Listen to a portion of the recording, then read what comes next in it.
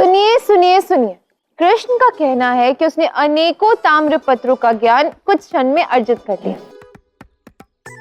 क्या ये संभव है? ये असंभव है राधा। कृष्ण उपहास क्यों कर रहे हो?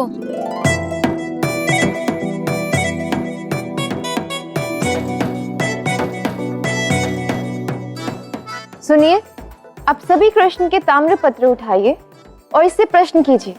देखिए तो सही, कृष्ण ने कितना ज्ञान अर्जित किया है, कितना पढ़ा है।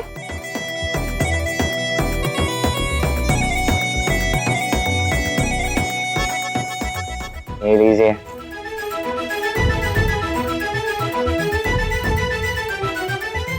अथर्ववेद पृष्ठ 30 तृतीय श्लोक।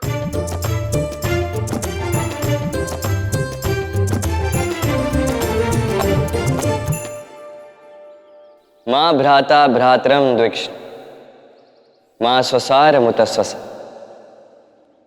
सम्यंच सब्रता भूत्वा वाच्यम वदत भद्र। अर्थात भाई भाई से द्वेष न करें, बहन बहन से द्वेष न करें, केवल एक दूसरे के प्रति प्रेम का भाव रखें, तभी गृह में क्लेश नहीं होगा और तभी समस्त परिवार में उन्नति होगी। अरे वाह, बिल्कुल सही उत्तर दिया कृष्ण ने।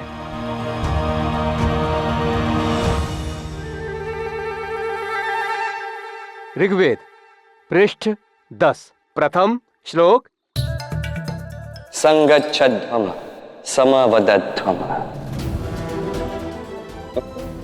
अर्थात सब साथ चले, साथ मिलकर चले, उस मार्ग पर चले जहां हमारे पूर्वज चलते थे। अद्भुत कृष्ण। अद्भुत, सभी उत्तर सही हैं। वाह कृष्ण। अध्ययन तो तुमने किया नहीं, सच बताओ, इन प्रश्नों के उत्तर कहां से दिए तुमने? कहा ना, तुम्हारे मुख पर सारा ज्ञान है। उन्होंने जो भी प्रश्न पूछे मैंने तुम्हारे मुख को देखकर उन्हें उत्तर दे दिए। बस करो, ये उपहास बंद करो कृष्ण, और सत्य सत्य बताओ कैसे दिए उत्तर। प्रेम से। तुम्हारे मुख पर ब्रह्मांड का सारा ज्ञान है राधा। बस उसे देखने के लिए पारिशुद्ध प्रेम की दृष्टि होना आवश्यक है। इन्हें मैंने केवल सतह का ज्ञान बताया है। इन श्लोक के गहन अर्थ में छिपा परमार्थ मैंने अभी तक इन्हें नहीं बताया। ये मैं तुम्हें स्वयं कल संध्या काल में बताऊंगा राधा, ठीक है? अरे रुको, कहाँ जा रही हो? इधर तो देखो। मुझे ज्ञान तो अर्जित करने दो, मुझे अध्ययन करना है, बहुत सारा ज्ञान है। बस ये ज्ञान ना उन ताम्रपत्रों से लो और अपनी ये माया बंद करो।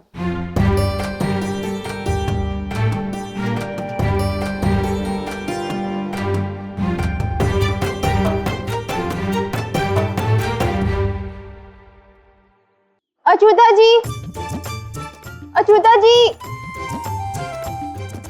पता नहीं ये अच्युता जी भी ना कहाँ लुप्त तो जाती है। अरे क्या हुआ, किसी ने मुझे स्मरण किया क्या? अरे राधा तुम बोलो। हाँ, किंतु अब कहाँ चली गई थी? अरे वो मैं विशेष बूटियां लाने गई थी। अब ऐसी औषधि बनाऊंगी ना कि तुम्हारे शरीर में जो विष की मात्रा है ना ऐसे लुप्त हो जाएगी।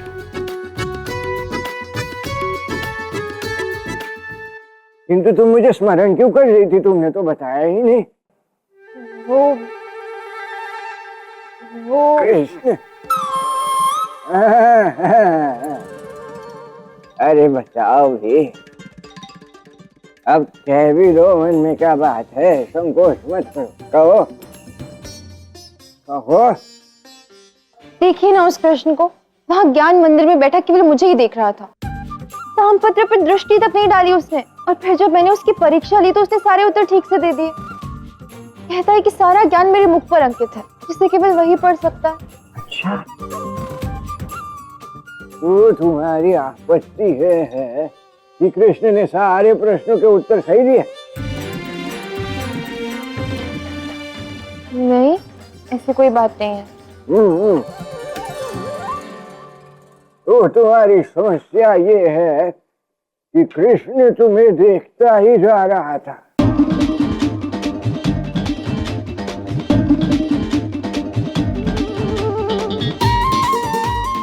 नहीं जानती, किंतु हाँ, मैंने सोच लिया कि मैं वहां तब तक नहीं जाऊंगी जब तक वो वहां से नहीं चला जाता। मुझे नहीं अर्जित करना कोई परमार्थ उन तामपत्रों से।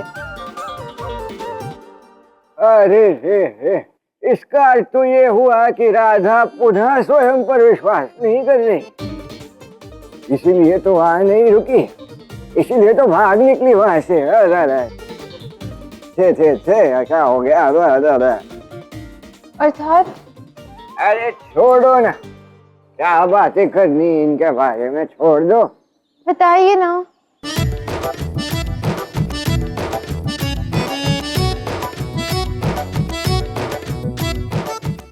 अर्थात यदि तुम वहां रुकती तो कृष्ण तुम्हें देखते रहता और कुछ समय पश्चात तुम्हें आभास होता, तुम्हें स्वीकार करना पड़ता कि तुम अब भी कृष्ण से प्रेम करती हो।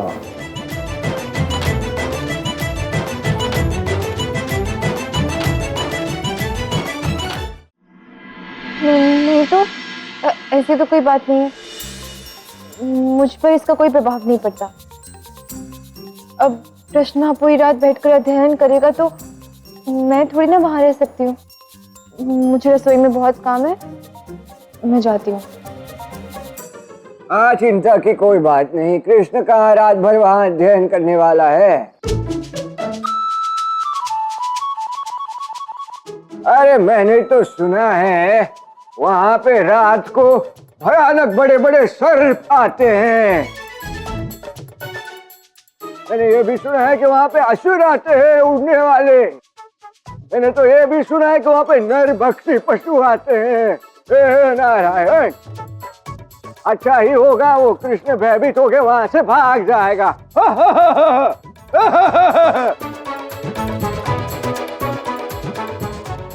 कृष्ण की चिंता में अधीर हो रही हो राधे। यही चिंता तुम्हें कृष्ण की ओर ले जाएगी।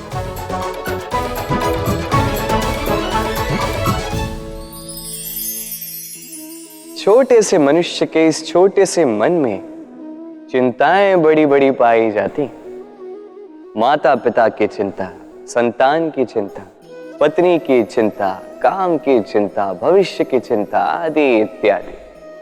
मनुष्य का ये मन चिंताओं का पिटारा है, किंतु धीरे धीरे यही चिंता चिता बनकर व्यक्ति को समाप्त कर देती है।